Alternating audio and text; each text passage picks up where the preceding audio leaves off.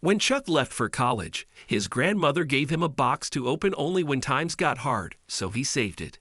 He only opened it when she passed because he was having a hard time and couldn't believe what she had saved inside. Before we continue, please take some time to subscribe to Dailydose, like and share this video with your friends. It might brighten their day and inspire them to do good. Also keep watching because an important lesson awaits at the end of the video. Grandma, you don't need to give me anything else. You've given and been everything I could need, Chuck told his grandmother, Constance, who had just stopped him at the door. He was about to leave for his college in California, far away from their tiny hometown in Utah, where she had raised him. For many years, they only had each other, and Constance gave her grandson everything she could with her job.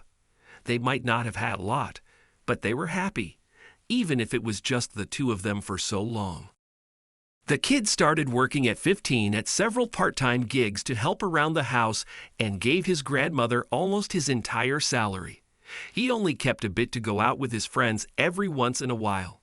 Now he was leaving, and they didn't know when they would see each other because Chuck had to work and study simultaneously.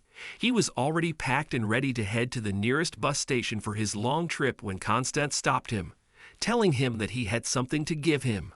Here. You need to take this, Chuck, she said, pushing a box into his hands. It was somewhat heavy. Oh, Gran, this is pretty heavy. What's inside? Maybe we can mail it, he said, worried about carrying so much already when he didn't have his own car. No, we can't mail it. It's valuable. Constance shook her head. But Chuck, you have to promise not to open it until it's time. When will it be time? The 18-year-old wondered, raising an eyebrow. Open it only in hard times, Constance continued, looking at him with serious wide eyes. Chuck frowned and pursed his lips, but he nodded and placed the box tightly into one of his bags. Okay, Gran, let's go, he said, and they both walked to the bus stop. They hugged each other, and Constance cried as her grandson got on his bus. Remember to have some fun, Chuck, she yelled, and he waved at her from his window seat. Little did Chuck know that it would be the last time he ever saw her. Chuck never returned to Utah, but he and Constance kept in constant communication through the years as he graduated from college and got his first job in Silicon Valley. His grandmother had been sick during his graduation ceremony, but that was all right. He knew she was there in spirit because none of it would be possible without her.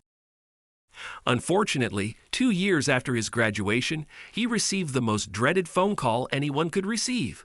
Constance had never woken up, and Chuck's world seemed to end there and then. He was haphazardly packing his things at home, crying and throwing stuff on the floor in frustration and grief. He hated himself for not visiting her since he left. He felt guilty that she passed away alone after everything she sacrificed to raise him. That's life, isn't it? Just one horrible thing after another, and then we're gone. Chuck spatted, and his angry fist connected with the closet door. Unexpectedly, something moved inside and fell loudly.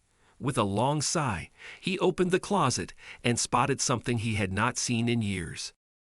It was the box, his grandmother's box.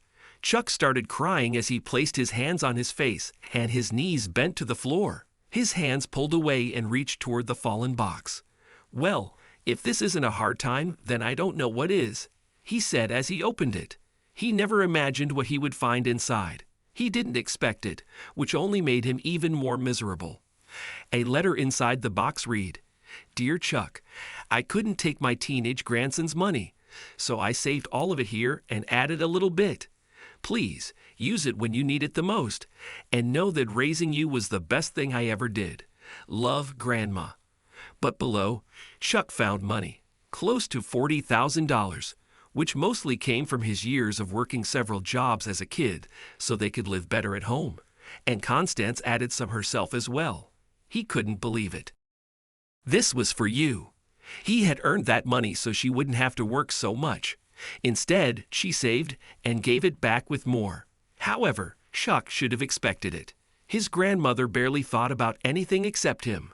The young man cried some more until the tears wouldn't fall at all. Then he closed the box, placed it in his bag, and took off. It was time to drive back to Utah. The funeral went as expected. Most attendees were good friends of Constance from their neighborhood and some townsfolk who wanted to pay their respects. She was buried as she wished to, and when everyone left, Chuck took the box out of the trunk of his car and went to sit by her tombstone. "You shouldn't have saved this. This was for you, for everything you did for me. You deserved a treat," he wailed, hitting the grass as he looked at the money in the box. "This was for you." He repeated those words many times during the hours he spent there. When he calmed down somewhat, he came to a decision. "I'm going to do something great with this, and I bet you would have loved it, Gran," Chuck promised and left. It was dark already, but the stars illuminated the area, so the cemetery wasn't really scary. Grandma Constance already dreamed of having her vegetable garden right at home, but she never got around to doing it because that takes a lot of work. She didn't have time for that, but Chuck decided he did. He quit his job in California and moved permanently back.